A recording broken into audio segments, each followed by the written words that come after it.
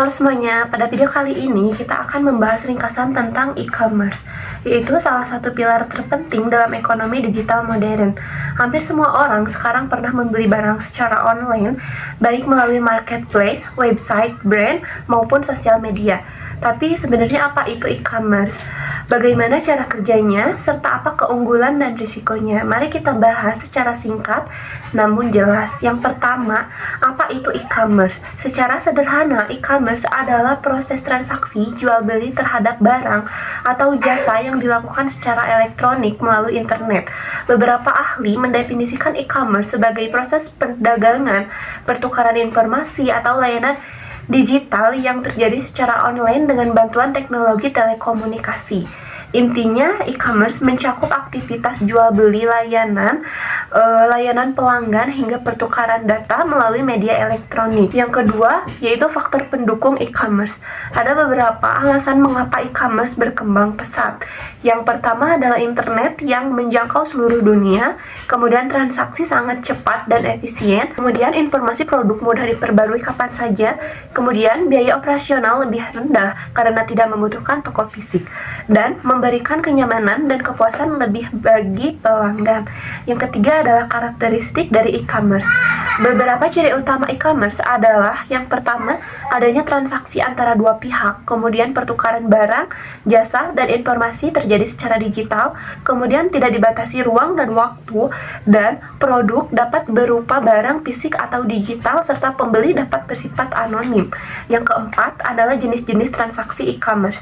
Yang pertama adalah business to business atau B2B, transaksi antar pelaku bisnis seperti produsen ke distributor, biasanya rutin, terstruktur, dan sudah saling mengenal. Yang kedua adalah business to customer atau B2C, model paling umum toko online. Marketplace terbuka untuk publik dan bersifat permintaan pelanggan. Yang ketiga adalah customer to customer, yaitu C2C, yaitu transaksi antar konsumen, misalnya lelang online atau jual beli di media sosial. Yang keempat yaitu customer to business atau C2B. Konsumen menawarkan barang atau jasa kepada perusahaan seperti freelance. Yang kelima adalah non-business atau e-commerce. Dilakukan oleh organisasi non-profit, sekolah, atau lembaga keagamaan. Yang keenam adalah intra-business e-commerce.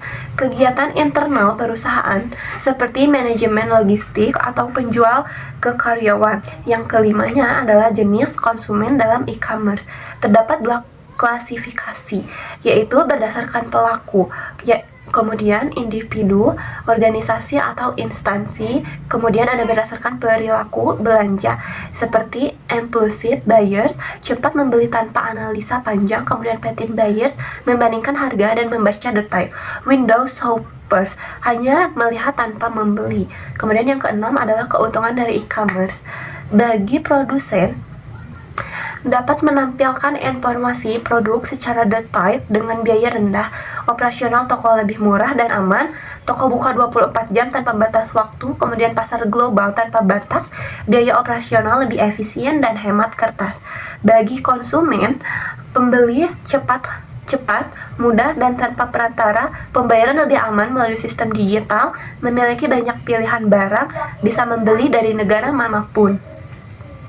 Dan bagi masyarakat dan pemerintah, yaitu untuk mengurangi kemacetan dan polusi, kemudian membuka peluang bisnis baru, meningkatkan kreativitas dan lapangan kerja. Nah, kemudian ada syarat kontrak dalam e-commerce. Kontrak digital harus memenuhi, yang pertama adalah kecakapan pihak, biasanya minimal usia 18 tahun, kemudian objek tertentu, barang yang jelas, sebab yang halal, tidak melanggar hukum. Masalah hukum dalam e-commerce, beberapa isu hukum yang sering dibahas, misalnya keaslian data yang harus dijaga dengan enkripsi dan tanda tangan digital, kemudian keabsahan data elektronik sah selama dapat diverifikasi, kemudian kerahasiaan informasi pribadi juga harus dijaga.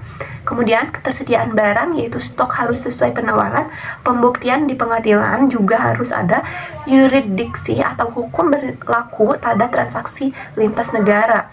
Nah, jadi e-commerce telah merubah cara kita berbelanja dan berbisnis. Teknologi ini memberikan kemudahan, efisien, dan peluang besar, namun membawa tantangan terkait keamanan dan legalitas. Dengan memahami konsep e-commerce secara menyeluruh, kita bisa menggunakan digital secara cerdas, aman, dan siap mengikuti perkembangan ekonomi modern. Sekian pembahasan materi yang dapat saya sampaikan hari ini. Terima kasih.